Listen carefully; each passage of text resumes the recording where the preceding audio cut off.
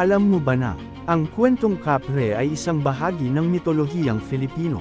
Ang kapre ay isang uri ng engkanto o diwata sa Filipino folklore na karaniwang inilalarawan bilang isang malaking nilalang na nakatira sa matataas na puno, na may maitim na balat, mabaho ang hininga, at mahilig magyosi. Ang mga kwento tungkol sa kapre ay karaniwang nauugnay sa puno o gubat kung saan sila naninirahan. Sinasabing ang kapre ay mapanlinlang at marurunong magtagos sa mga puno upang mangakit ng mga tao, lalo na ng mga babaeng naliligaw sa gubat. May mga kwento rin na naglalarawan ng kapre bilang mapanakit o mapaminsala sa mga tao.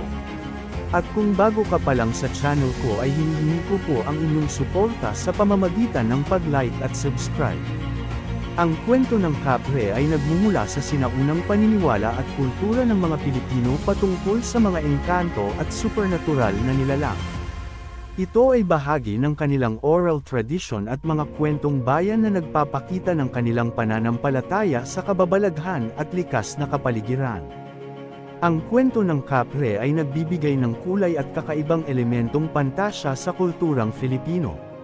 Sa Filipino folklore, ang mga kwento tungkol sa kapre ay karaniwang may mga elementong nakakatakot o mapanakit. Ngunit may ilang mga kwento rin na nagpapakita ng kapre bilang isang mabait o makatutulong na nilalang.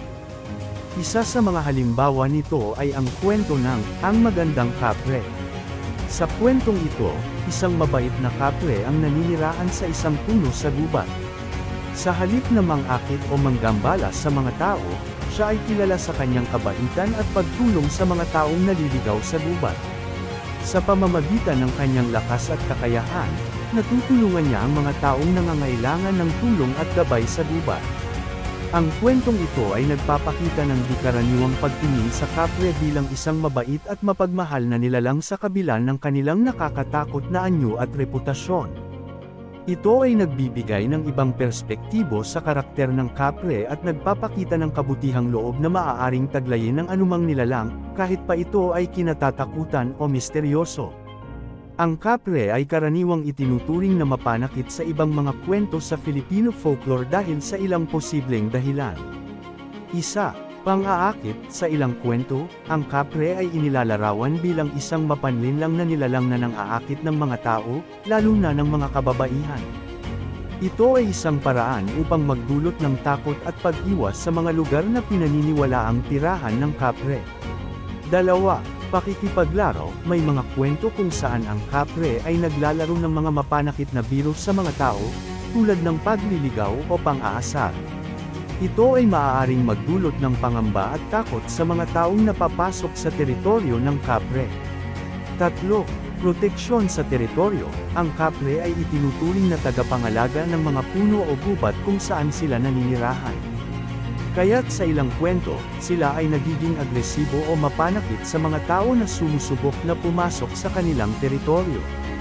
4. Elemento ng kababalaghan. Bilang bahagi ng folklore at mitolohiya, ang mga elementong nakakatakot at mapanakit ay nagbibigay kulay at tensyon sa mga kwento. Kaya't ang pagiging mapanakit ng kapre ay bahagi ng kanilang karakter upang magdulot ng takot at kaba sa mga tagapakinig o mambabasa.